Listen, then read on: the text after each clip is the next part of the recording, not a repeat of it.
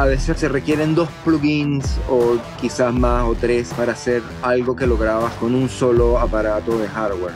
Hay algunos efectos, por ejemplo, de los reverbs o delays de las voces que nos gustaban los plugins que vienen con el live y simplemente pasábamos las voces al live y las procesábamos y eso lo pasábamos al Pro Tools. Trabajar con David era muy fácil. David era una persona que, si algo aprendí de él, es que él lo pasaba muy bien haciendo lo que hacía.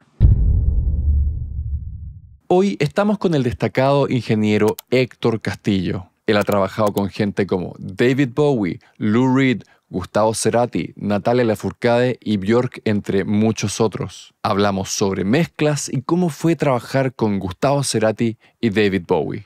Hola Héctor, ¿cómo estás? Muchas gracias por estar acá en el podcast.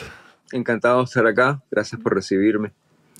Te tengo 1000 preguntas. Este último tiempo, aparte, he estado escuchando mucho de tus discos.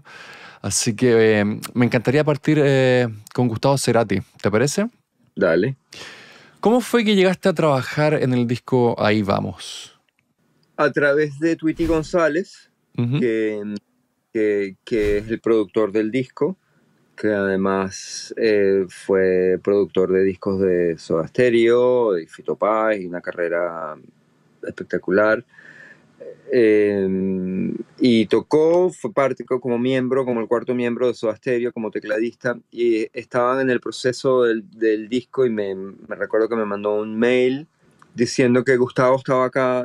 Yo vivo en Nueva York, que estaba en Nueva York y a ver si nos podríamos juntar, y justamente yo estaba terminando de mezclar un disco de Bowie en ese instante, y Gus era súper fanático de Bowie, pasó por el estudio, le mostré las mezclas y charlamos y nos dimos cuenta que teníamos mucha afinidad musical de nuestros gustos, y ahí mismo como que me extendió la invitación para ayudarlo a terminar el disco con la mezcla y con unas cositas que faltaban grabar, que todavía no estaban plasmadas. Perfecto. Pero entiendo que te habían contratado o te habían llamado para mezclar, ¿no? Y al final llegaste a Buenos Aires a grabar lo que faltaba. Claro, en principio yo pensé que iba a ir a mezclar el disco, pero cuando llegué, Gus no había terminado las letras, y entonces, ¿sabes?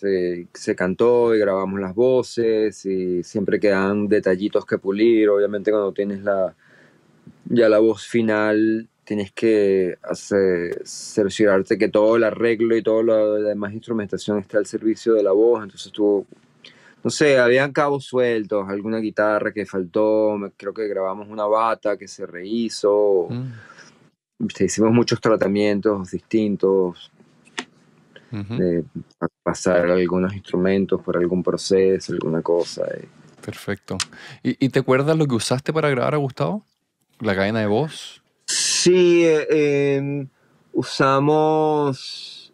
él tenía en su estudio como unos micrófonos de condensador ahí, pero nada muy especial, nada me gustó, y creo que con Tweety terminamos usando una cadena que era una combinación de un Coles, un micrófono de estos de cinta, con un 421 Sennheiser, y hicimos como un blend y llegamos a algo que satisfació a todo el mundo.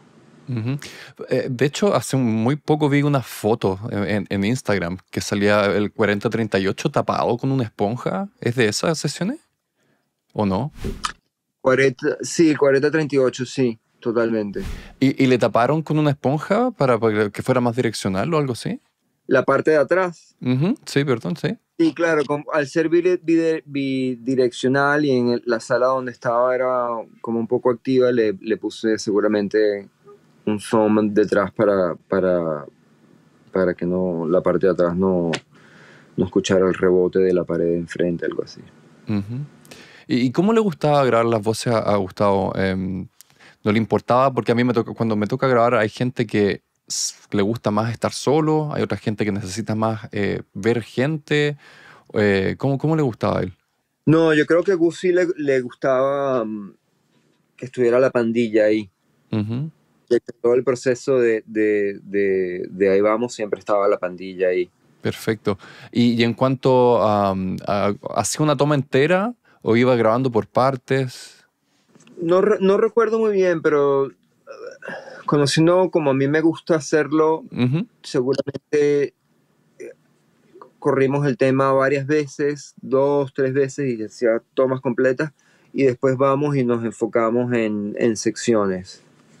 Perfecto. Y lo que pasa también con Gus es que muchas veces la letra llegaba al final y entonces estaba buscando manera de frasearlo, o no porque no lo pudiera hacer todo en una sola toma, porque lo podía hacer todo en una sola toma increíble, pero era como más bien como buscar el fraseo, ¿viste? Ujú. Qué palabras se ligan, ¿sabes? Ese tipo de cosas que hace varias tomas para ir viendo qué es lo que se moldea mejor. Exacto. ¿Y qué tan exigente era consigo mismo? Difícil responder de eso porque era como muy musical, Gus, ¿no? Entonces Ujú. como que al nivel de hacer las tomas como que no era una cosa así muy laboriosa.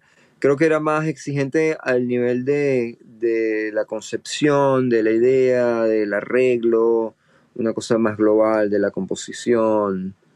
Pero una vez ya tenía como claro qué es lo que quería hacer, ejecutarlo no era algo que fuera particularmente laborioso. Ujú. ¿Y sabes de lo que pensaba acerca del autotune? ¿Tenía algún problema con usarlo o le daba exactamente lo mismo? Yo creo que él lo ve todo como lo vemos, así que son herramientas y cuando hay que usarlas las usamos, pero no recuerdo haber usado autotune Ujú. en Gus nunca. Creo que en un momento hicimos unas voces que eran como muy agudas en falsete, que sí las afiné con el Melodyne en su momento, en la primera versión del Melodyne, pero nunca usamos el autotune así como herramienta, Ujú. viste, de cantar directamente con el autotune, eso no, nunca lo hicimos. Después te tocó trabajar en Fuerza Natural. ¿Cuál, que es un disco menos rockero? ¿Cuál es la diferencia, crees tú, en cuanto a los trabajos, sobre todo de la voz de Gustavo? Para Fuerza Natural, ¿Sí? ¿Usaste los mismos micrófonos o cambiaste? no, me parece que no, me parece que Fuerza Natural, después de que se masterizó Ahí Vamos, que lo Ujú. masterizamos acá con Howie Weinberg, Gus me preguntó, y bueno, ¿y el próximo disco qué será? Entonces, no sé, como que tiramos como conceptos y quedamos con el concepto de acústico psicodélico, Ujú. por decir algo. Y un par de años después, cuando me dijo que estaba listo para grabar, me mostró los demos y ya tenía como 20 demos. Pero muy a la manera de Gus, cuando yo llegué a Buenos Aires a empezar a trabajar en lo que sería la grabación, lo que hicimos fue seguir haciendo demos, porque en ese momento la música le estaba saliendo así como a borbotones. Ujú. Y yo no, viste, no me animé en decir, no, agarremos estas ideas y vamos con esto, sino si estás viste, si estás en esa sintonía, sigamos a ver qué sale. Eh, entonces, claro, empezamos a entrar en esa sintonía, trabajamos un montón en hacer más demos, en dice, lanzar más ideas, como más de escribir de cero. Y las voces siempre muy a lo Gus quedaban muy al final. Entonces, eh, estaba como escribiendo las letras en el momento y yo lo que hice fue que le puse un SM7 Ujú. directamente en el control room. Y muchas veces sin auriculares, ahí con los parlantes andando como para que el proceso de composición y escribir y terminar las letras y la grabación como que borrar un poco esa raya. Y casi todas las voces son un SM7 así con la mano en el control room. Ujú. ¿Y solías comprimirla o por estar en el control room preferías que no? Sí, estaba en el control room de repente muy levemente con algo muy suave, viste, tipo un compresor óptico, simplemente agarrando algunos picos, pero nada muy radical. Ujú. Muchas veces creo que por lo que había en el estudio de Gus sería un distressor en modo Ujú. óptico Ah, perfecto. y una vez ya lo tenía grabado y después sí cualquier cosa vale. Ujú. ¿Y cómo procesa los doblajes generalmente? Eh, por lo general, si lo voy a hacer en un estudio bien, me gusta que el doblaje dé un paso para atrás del micrófono para que no tenga tanto efecto de proximidad y quizás, ¿sabes? Darle un poquito más de profundidad de campo. Así, las dos voces no las tienes tan cercanas. Pero como me gusta trabajar rápido, por lo general es con la misma cadena, todo igual. Ujú. No, ¿sabes? No estoy haciendo otra cadena, cambiando de pres y esto. Simplemente para mantener el flow rápido, ¿viste? Perfecto. ¿Y con las armonías haces algo parecido?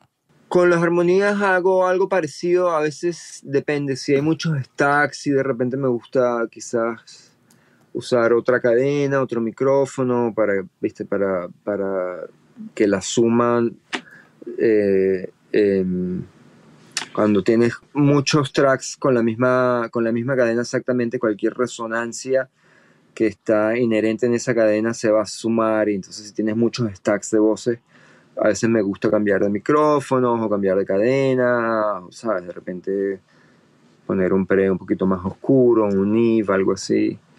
Ujú.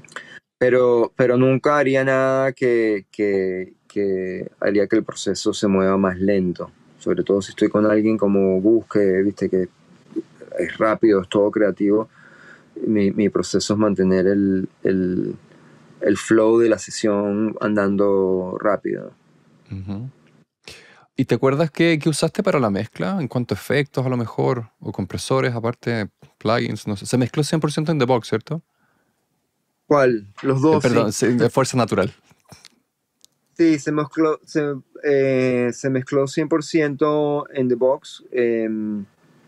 Para, para mi sorpresa, cuando llegué al estudio en unísono de Gus, me Ujú. di cuenta que era el mismo equipo con que había mezclado la misma cómputo, con que había mezclado Fuerza Natural. Y para mí, para Fuerza Natural, ya eso estaba a tope. Perdón, ahí vamos, ya ese sistema estaba a tope, ¿viste?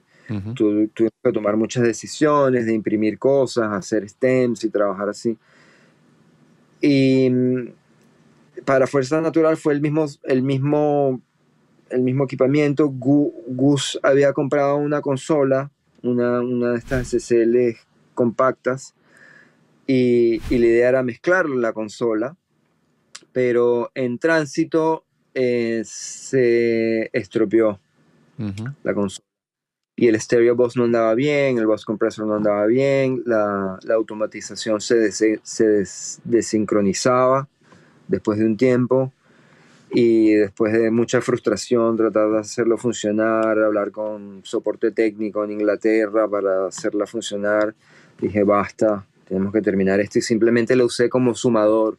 Puse los faders en cero, no usé el compresor estéreo. Tuve que usar viste que esas consolas tienen creo que son tres stereo buses. El Ujú. A y el B no andaban y andaba era el C. Pude hacer el C y lo usé como sumador y ya usé, no me acuerdo que creo que llevé algo, un péndulo, algo así como de compresor de bus, pero toda la automatización y todos los efectos estaban en la compu. Casi todos los efectos los imprimía, usaba las pedaleras de Gus Ujú. para hacer los delays de la voz y algunos reverbs y cosas así, los imprimía ya en sus propios tracks. Y, no me acuerdo en ese momento qué plugins usábamos, eh, pero nada muy esotérico, mucho de los plugins que ya están incluidos en Pro Tools, el EQ del Pro Tools y esto. Eh, Usábamos mucho los Oxford. Y en ese momento Gus tenía eh, dos eh, aparatos estos que se llaman Liquid Channels, que son como unos, no sé si los llegaste a ver en algún momento, Focusrite, ¿o que no? eran Focusrite, que eran, exacto, eran como unas emulaciones de compresor y preamps y Ujú. ecualización. Eran digitales, pero era un aparato afuera. Entonces los conectabas por digital, por AES, Ujú. y los usaba como si fuera un plugin, pero tenía el aparato afuera y tenía dos. Entonces eso era, Perfecto. muchas veces el compresor de la voz era eso, o Mm. hacía un insert de hardware y usaba el Distressor o un LA2. ¿Y todo el disco se grabó en unísono o se grabaron partes en otros estudios? En gran parte en unísono, casi todo, y algunas cosas las grabamos aquí en Nueva York. Gus se vino y trabajamos en Looking Glass en mi estudio, y grabamos algunas cosas, y después fuimos a un estudio que ya no existe, bueno, Looking Glass tampoco existe, que se llamaba Stratosphere, y grabamos baterías con Sterling Campbell. Ujú. Y aparte de eso, ¿cómo fue el proceso de producción? Porque te mostró las maquetas, después tú fuiste a Buenos Aires, y de ahí trabajaron los dos juntos la mayoría del tiempo, o llegaban más músicos, o cómo era el ambiente en el estudio. Las maquetas eran todas hechas, estábamos muy en ese momento con el live, con el Ujú. Ableton Live, y todas las maquetas eran hechas dentro del live, sampleábamos muchas cosas. En un inicio la idea era, bueno, como construir las maquetas y eventualmente reemplazar los samples, ¿viste? Porque claro, los samples los transformábamos tanto que que se convertían en irreconocibles de lo que eran originalmente, Ujú. la mayoría, pero parte de la idea era después como reemplazarlos, ejecutarlos, o había como muchos samples de guitarras y cositas que íbamos hilando, de repente un acorde sampleado de un disco con otro de otro, y íbamos armando. Pero después nos dimos cuenta cuando Gus trató de ejecutar muchas de esas partes que eran como inejecutables, porque no sé, tendrías que cambiar el capotraste de posición 3 veces antes Ujú. de terminar en un verso. Entonces quedaron mucho de los samples originales, los que habíamos procesado, tantos irreconocibles, y después empezamos a hacer una lista de qué podíamos reemplazar. Obviamente casi todos los bajos se tocaron, algunas teclas, las baterías, casi todas. Entonces, según el tema, íbamos llamando. Eh, pero bueno, estaban ahí siempre presentes todos los integrantes de su banda solista. Algunos temas la bata lo tocó Samalea, estaba siempre Fernando Nalé, estaba Leandro Fresco, Anita, eh, Córdoba, el guitarrista. Ujú. Todo el mundo participó en algún momento, pero ya teníamos como un demo construido, y a raíz de eso también estaba Richard Coleman. O sea, se, se fue como construyendo en base a lo que habíamos hecho en las sesiones de Ableton Live. Perfecto. Me dijiste que cuando llegaste, que al fondo que Gustavo siempre estaba componiendo ideas nuevas. Al final, ¿cuántas de esas ideas no quedaron en el disco? No sé, yo creo que habrían 40 ideas flotando, y el Ujú. disco no sé qué tiene, 12, no me acuerdo, 11. Algo así, sí. ¿Y no sabes qué pasó con esas ideas? ¿Tú crees que se haga algo algún día con eso? Bueno, lo que pasa es que no tienen letra, Ujú.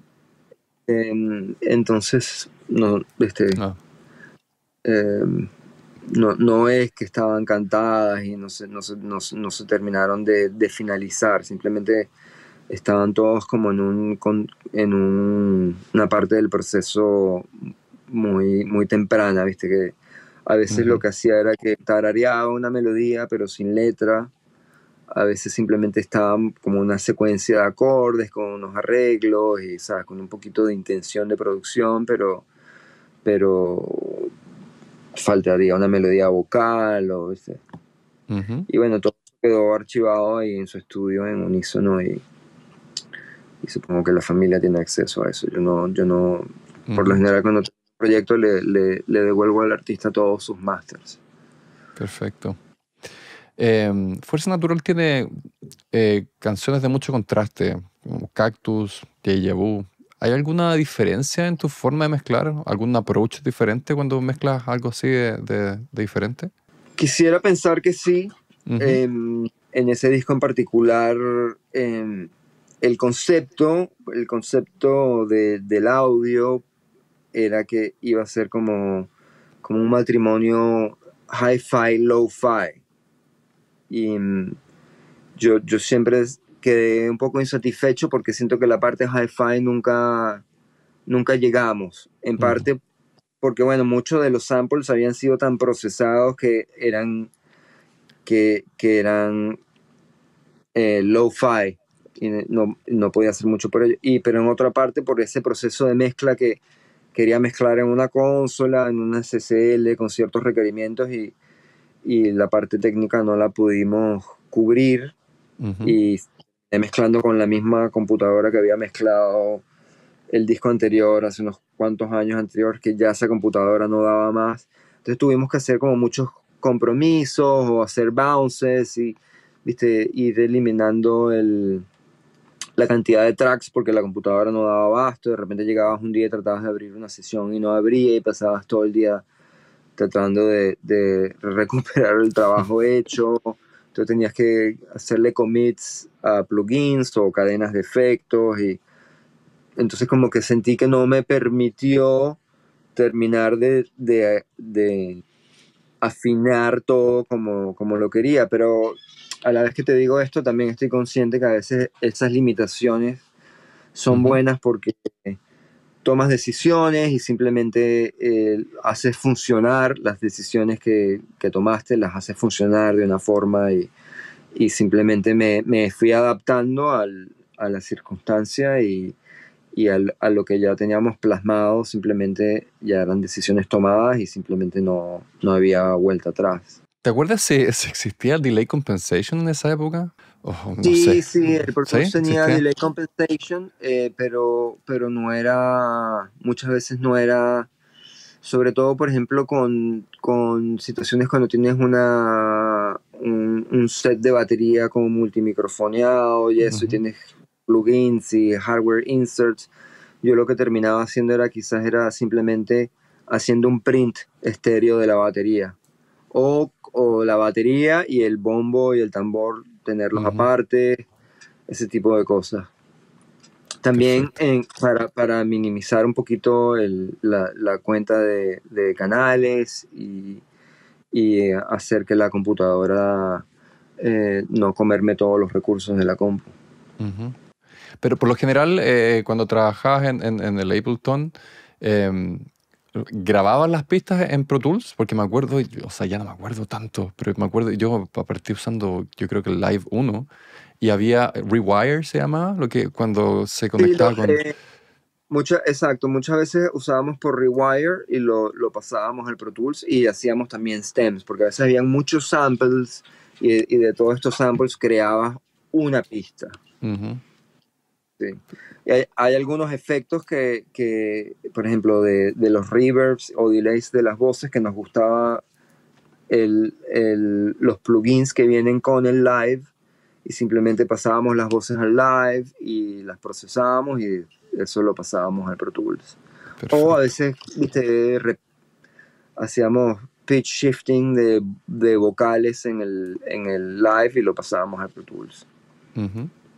O cosas como pasar un track instrumental al live, le cambias, le cambias el pitch en el Ujú. live y lo cambias en un pitch distinto y después retornas todo al pitch original y te queda como una voz procesada distinta.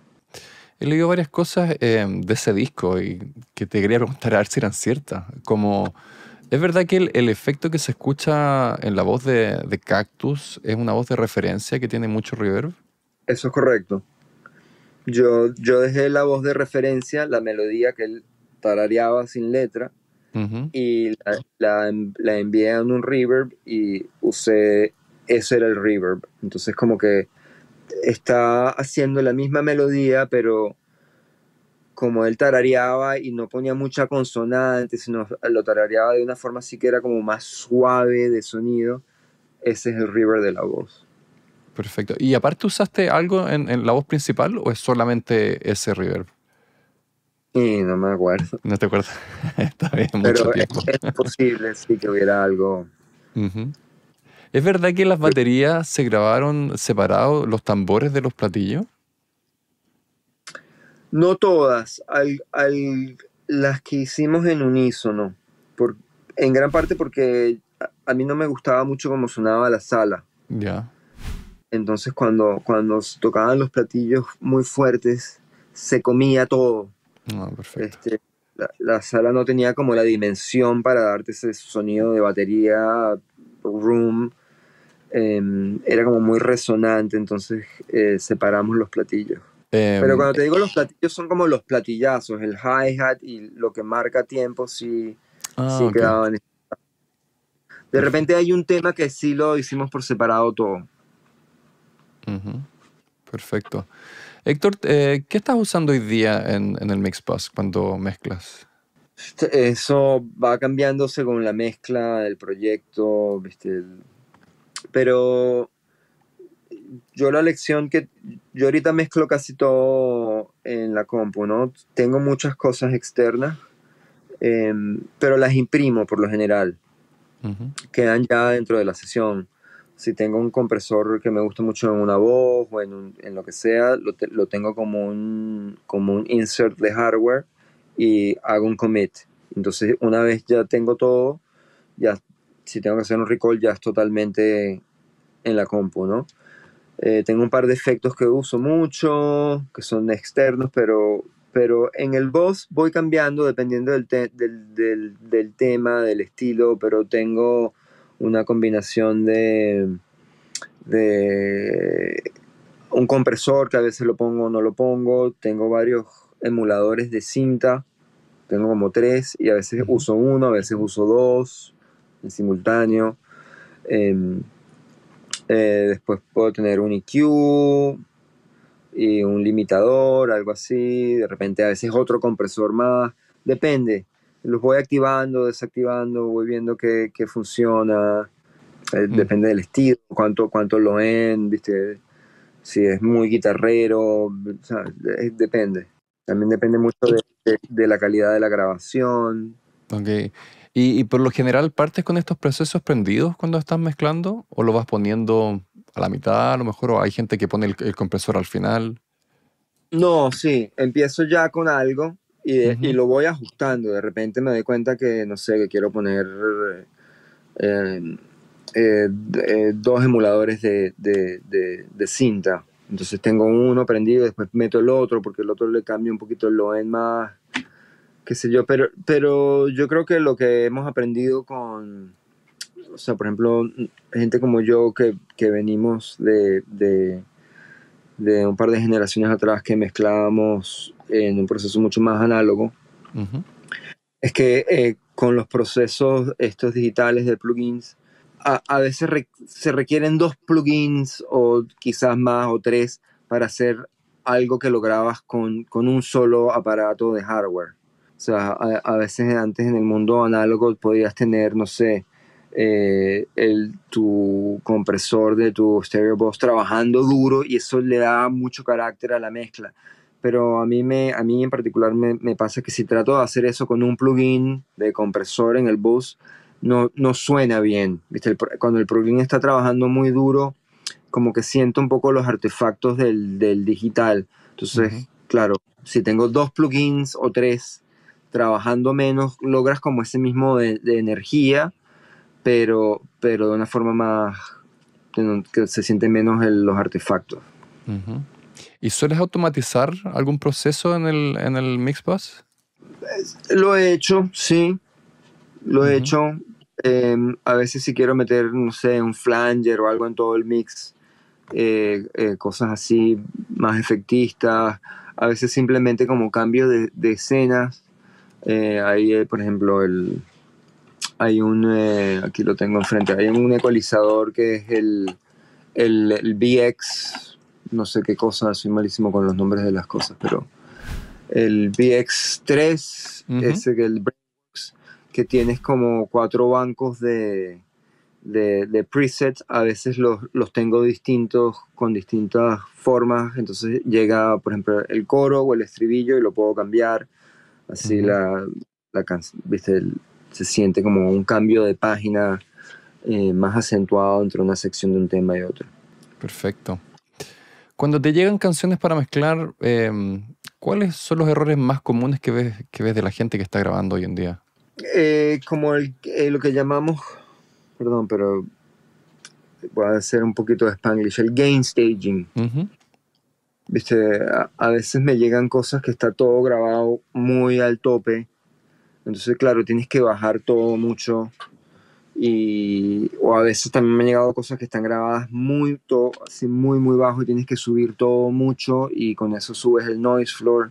ujú, Esas son cosas que muchas veces son como comunes. Y bueno, yo entiendo que hay mucha gente que se está grabando en situaciones poco ideales, no sé, en habitaciones que no tienen tratamiento acústico o tienen la computadora muy cerca y se escucha el ventilador y todo ese tipo de problemas que mm, todos pasamos.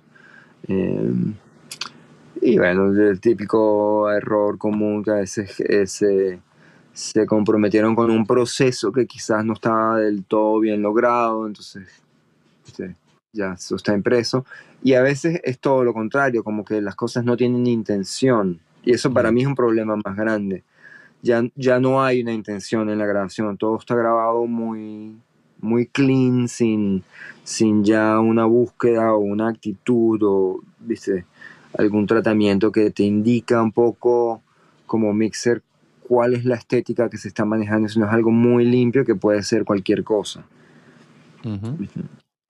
Y a veces eso es problemático problemático no, sino que requiere mucho tiempo porque tienes que explorar qué puedes hacer con el material, cómo lo puedes transformar y eso puede ser muy divertido, pero a veces un poquito de intención eh, ayuda mucho en el proceso de la mezcla.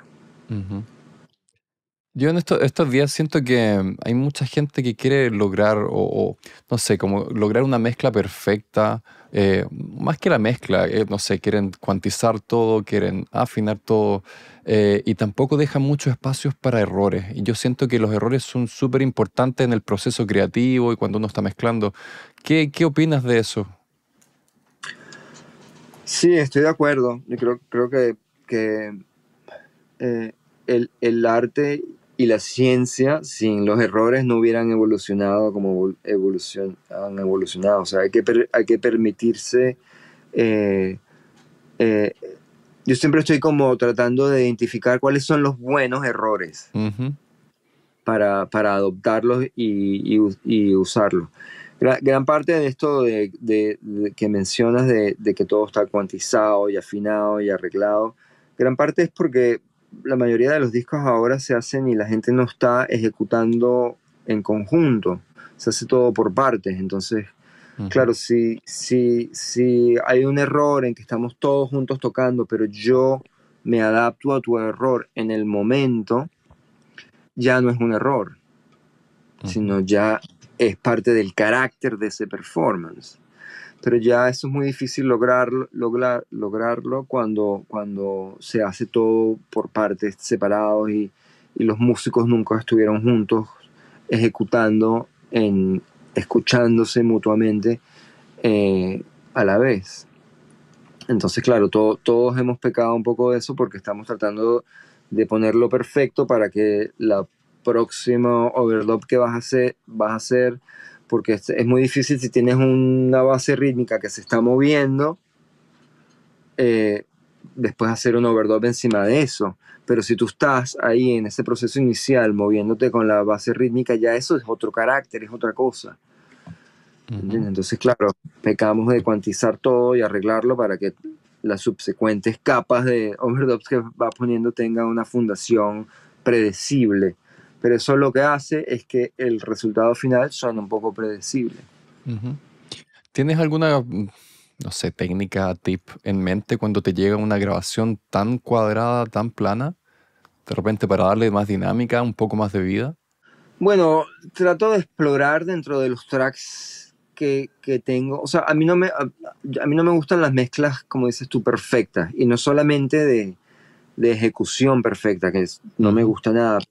Pero no me gusta cuando todo está perfectamente bien balanceado, porque para mí las mezclas más emotivas, más emocionantes, son las que hay como un elemento de peligro, ¿viste? De, de algo que está totalmente fuera, algo que está demasiado fuerte, algo, ¿viste? Algo que parece no sé, que está a punto que está al límite técnico de cualquiera fuera el aparato por lo que estaba pasando, amplificador de guitarra, ¿sabes? Ese tipo de elementos de riesgos yo siempre los trato de buscar y si no hay dentro de una grabación los trato de crear en la mezcla. Ujú. El clásico ejemplo es, o sea, la distorsión de un amplificador de guitarra no era algo que era deseado cuando empezamos a amplificar guitarra, era simplemente un equipo al límite de lo que podía hacer y empezaba a distorsionar. Y claro, los guitarristas se dieron cuenta que, wow, crea toda esta cantidad de armónicos y funciona a favor, me da más sustain, y lo fuimos adoptando. Igual, viste, una voz que se quiebra en un momento quizás no es deseado, pero tiene como una carga emotiva Ujú. muy grande. Es como el momento quizás más emotivo de una vocalización, es ese momento que se quiebra.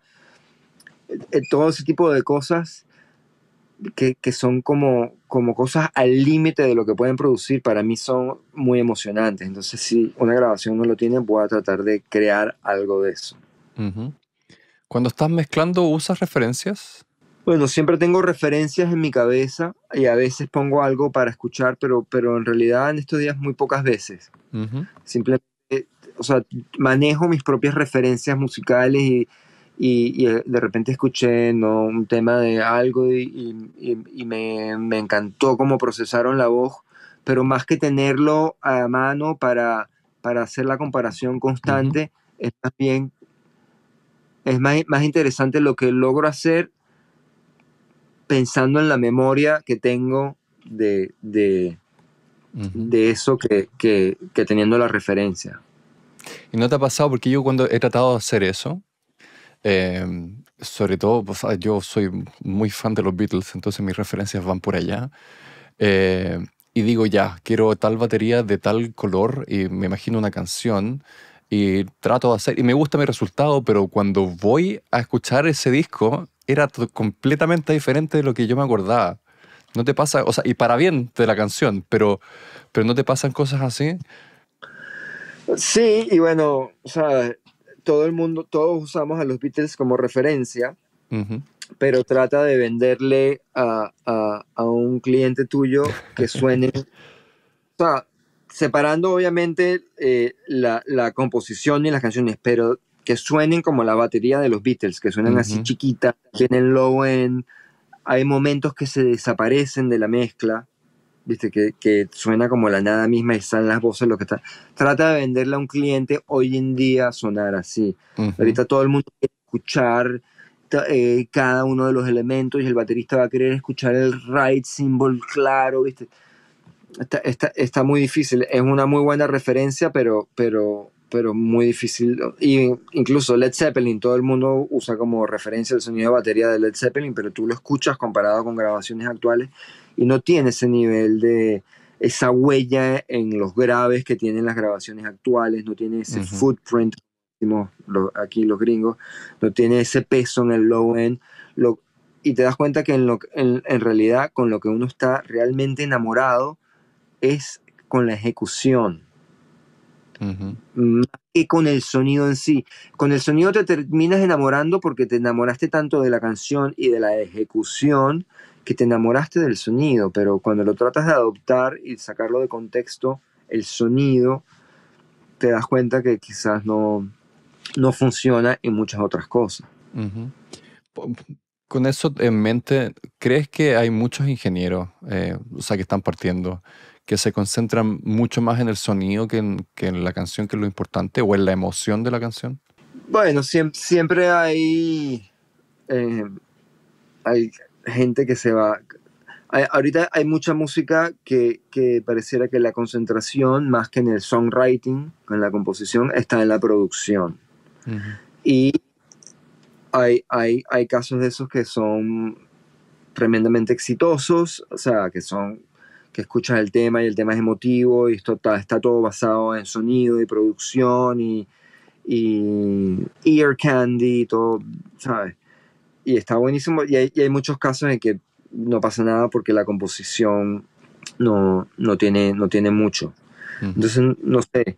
O sea, yo he pecado de eso, de tratar de compensar eh, un tema subpar con producción y sonido y trucos y efectos y cosas. Yo también lo he pecado de eso.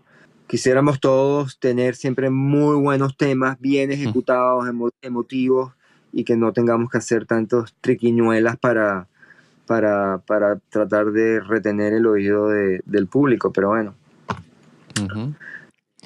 ¿Cómo todo, todo vale. Exacto. ¿Cómo influye tu estado de ánimo cuando estás mezclando? Yo tengo como una capacidad muy grande de meterme en una zona, ¿viste? Ujú. Perdón, estoy haciendo como un espanglicismo, Está como perfecto. decir, get in the zone, Ujú. ¿viste? De ese momento, quizás que de repente no tengo buen ánimo, pero llego al estudio y empiezo a trabajar y quizás no por mucho, por un momento muy prolongado, pero llega un momento que llego a este estado de enfoque que siento que estoy trabajando al beneficio de la música que tengo enfrente. Hay días que con mayor éxito que otros, pero siempre logro algo de eso. Sí, hay días que no tengo el estado de ánimo y no quisiera estar en el estudio y igualito trabajo unas horas y quizás me voy, pero bueno, todos somos humanos y el estado de ánimo nos va a influenciar el resultado de nuestro trabajo de una forma u otra. Ujú. ¿Te acuerdas cuál fue la primera sesión de alguien importante que te tocó estar a cargo? Sí, sí, me acuerdo claramente. Bueno, yo empecé trabajando acá en un estudio que ya no existe.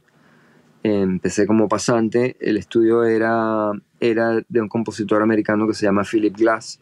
Ujú. Y yo empecé trabajando para Philip.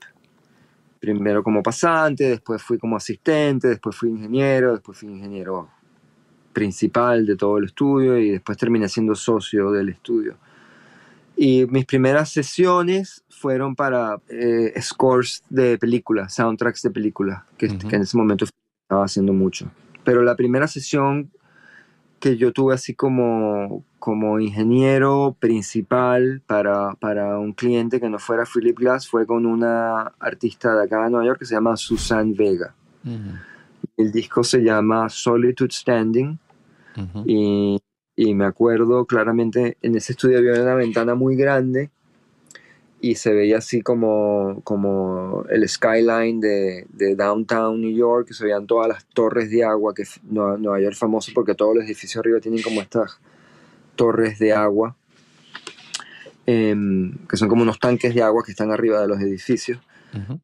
Y era invierno y empezó a nevar así durísimo, estaba todo blanco y ella empezó a cantar un tema muy, muy hermoso y estábamos ella y yo solos y yo la miraba a ella por la ventana y miraba hacia afuera y decía, este momento es mágico. Y Ujú. siempre recuerdo ese momento así con mucho, con mucho cariño. Cuando estaba preparando esta entrevista, sin pensar, tomé dos discos, que uno fue Fuerza Natural y otro fue Hidden de David Bowie. Y de hecho, de las dos canciones que más me llamaron de la atención de cada disco, los dos se llamaban Cactus. Y me llamó, me causó gracia. A ti te tocó mezclar ese disco, ¿cierto? De David Bowie. Correcto. Ujú. ¿También lo Y grabaste o grabaste sí, también? grabé gran parte. De hecho, ese tema Cactus Ujú. el de David, es un cover de una canción de Pixies. Ah, mira, bien, no sabía. Y un dato curioso de ese tema es que la batería Ujú. la tocó David.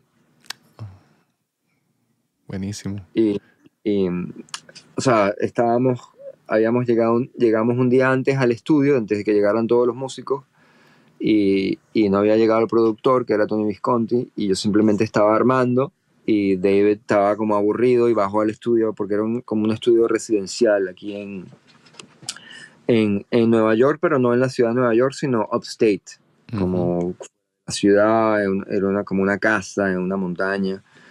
Y yo estaba como armando y, viste, estaba como armando la batería, y estaba empezando a microfonear para cuando llegaran todos los músicos al día siguiente tener algo que hacer. Y David se puso a tocar la batería, yo le dije, sí, dale ahí para probar, y tampoco que tocaba mucha batería, pero bueno, tocó, hicimos como unos loops, y Ujú. inmediatamente, oh, se me ocurre una idea, y tocó la acústica, y tocó otra acústica, y ya tenía como esta idea de esta versión de este tema de Pixies. En ese tema es todo él. Ujú. Ujú. Qué bueno. ¿Es verdad que solía hacer solamente una toma cuando grababa voces? David, si tenía la letra, sí, con una Ujú. toma ya. Y si rehacía algo era casi siempre porque quería cambiar algo de la lírica. No No. porque quería cambiar mucho el performance o algo de la melodía, sino más bien quería como ajustar la letra. Ujú. ¿Y las armonías las hacía de la misma forma? Las armonías las hacía volando todo, y los dobles, todo muy rápido. Ajá. Y me imagino cómo setear el micrófono para ti, o sea, me imagino que siempre tienes que estar listo. ¿Cómo seteabas todo antes de que llegara? Otra persona me imagino que cantaba a lo mejor. Sí, o yo en ese momento, o sea, tenía un boombox, Ujú. ¿viste? Un Ah, aparato así, sí, sí, sí. ¿cómo se dice en español? Una radio Como un pequeña, esto de estéreo, ¿viste? Que mm, le podías meter un CD o un cassette en ese sí. momento. eh, o lo puedes hacer con un speaker Bluetooth, y yo lo ponía, iba probando todos los micrófonos, cerciorarme que estuvieran funcionando, que estuviera la señal limpia. Y cuando llegaban los músicos, ajustan los niveles rápidamente, pero siempre probaba todo. Si estaba yo solo, probaba todo. Y Ujú, bueno, todavía lo hago. De hecho, ujú. cuando estoy solo y estoy armando una sesión en el estudio, tengo un speaker Bluetooth y le mando cosas, y simplemente hago como un gain inicial, y ya uno más o menos sabe, viste, que en un NIF le vas a poner, no sé, 35 a 40 dB de gain. Uno sabe un poco, ¿no? Perfecto. Ujú. ¿Te acuerdas la cadena que usó para grabar David Bowie? Sí, en tanto Hidden como Reality y todos esos discos que hice yo, habrá sido un 47, Ujú. un Telefunken que había en Looking Glass, un NIF 1073 y un LA2 clásico. Perfecto. A veces un 1176, pero todo así muy, muy clásico. Ujú. ¿Algo más de esas sesiones que nos quieras compartir? ¿De cuál? ¿De las de David Bowie de Hidden? ¿O cómo era trabajar Es- con Tony Visconti? ese fue un disco curioso porque antes de Hidden, David hizo un disco que nunca salió, que lo usó como de puerta de salida para terminar sus compromisos con Interscope, que era la disquera con que él estaba. Y Ujú. él hizo un disco que salió, de hecho, hace un par de años, después de que estuvo eh, guardado por muchos años, que, que tenía muchos covers de temas de él mismo, como Ujú. reversiones de temas de él, pero temas como obscuros, que habían salido como B-sides y cosas así. Y habían como dos o tres temas nuevos dentro de ese disco. Y ese disco se llamaba Toy. Ujú. Y de hecho salió hace poco, salió como hace dos o tres discos. Que fue con otro productor, que fue con Mark Platy, que es el que había hecho eh, el disco anterior que se llamaba The Hours, y el anterior que se llamaba, ¿cómo se llama? Earthling. Eh, entonces cuando David regresó al estudio, partimos de los temas originales que había hecho para Toy, que eran como dos o tres. Pero él los quiso retrabajar, y eso los retrabajó conmigo antes de que se incorporara Tony. Ujú. Y cuando llegó Tony, bueno, Tony tenía ya como un tiempo que no estaba muy, muy en el juego, y ya había cambiado un poco la tecnología, ya estábamos grabando, eh, no estábamos grabando más en cinta, estábamos grabando ya con la computadora. En ese momento estábamos usando Logic, que era de Magic, y después nos cambiamos al Pro Tools. Pero bueno, a mí me mantuvieron como parte del equipo para hacer toda la parte técnica de ingeniería, y por eso me quedé involucrado en todo ese proceso de Hidden y Reality. Y bueno, trabajar con David era muy, muy fácil. David eh, era una persona que, si algo aprendí de él, es que él lo pasaba muy bien haciendo lo que hacía. Para él era todo un cagarse de risa. Nunca fue nada así muy laborioso, de difícil, de tensión. Para él siempre era todo un cague de risa. Y eso es lo que recuerdo de esas sesiones, de él riéndose, jodiendo, tenía un humor, o sea, muy, muy afilado, y estaba todo el tiempo jodiendo. ¿Viste? Nunca lo vi, viste, sufrir o pasar momentos incómodos, siempre estaba cagado de risa. Buenísimo. Héctor, muchas gracias por esta entrevista, te lo agradezco un montón, muchas gracias por tu disposición y buena onda. A ti, gracias por la convocatoria, José.